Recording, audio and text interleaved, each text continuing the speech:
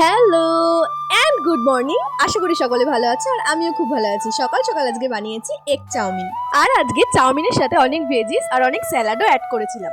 আজকে সকালবেলা আর কমপ্ল্যান কিচ্ছু খাইনি, ডাইরেক্ট একেবারে টিফিন করে নিয়েছি। আর আজ হলো শনিবার। এমনি দিন তো শনিবার বাবা কাজেই যায়, তবে আজকে বাবার শরীরটা একদমই খারাপ, তাই কাজে যেতে পারিনি। বাজার টাজার করে এনে সমস্ত সবজিগুলো গুছিয়ে রাখছে।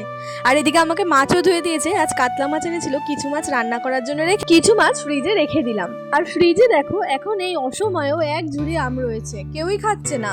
তো যাই হোক, মা এদিকে রান্নার জোগাড় করছে আর আমি দেখো বাইরে দেখাচ্ছি তোমাদের। বাইরেটা আমাদের কত জল, আমরা ইট দিয়েই চলাফেরা করি এখন।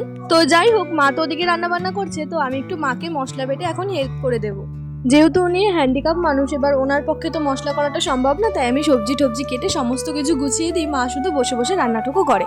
এবার দেখো, যেহেতু আমি সবসময় রান্না বান্না করি, তো মারও হয়তো দেখতে খারাপ লাগে, তাই মা মাঝে মাঝে আমাকে বলে যে দে, আমি রান্না করে দিচ্ছি।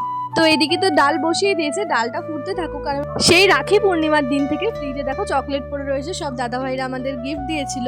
তো চকলেট খাই মাঝে মাঝে, অনেক কটা শেষ হয়ে গেছে আর অল্পটুকুই রয়েছে, তাই মাকে একটু দিলাম আর আমি আর একটু এরপর আমি একটু বসে বসে টিভি দেখছিলাম। আর মা তো একাই আজকে সমস্ত রান্না বান্নাটা করে নিয়েছে। তো চলো আজকে দেখিয়ে দিই তোমাদের আজকে দুপুরে আমাদের কি মেনু হয়েছে। হয়েছিল বেগুন ভাজা, চালতে দিয়ে টক ডাল, আর হচ্ছে কাতলা মাছের কালিয়া আর আমের চাটনি।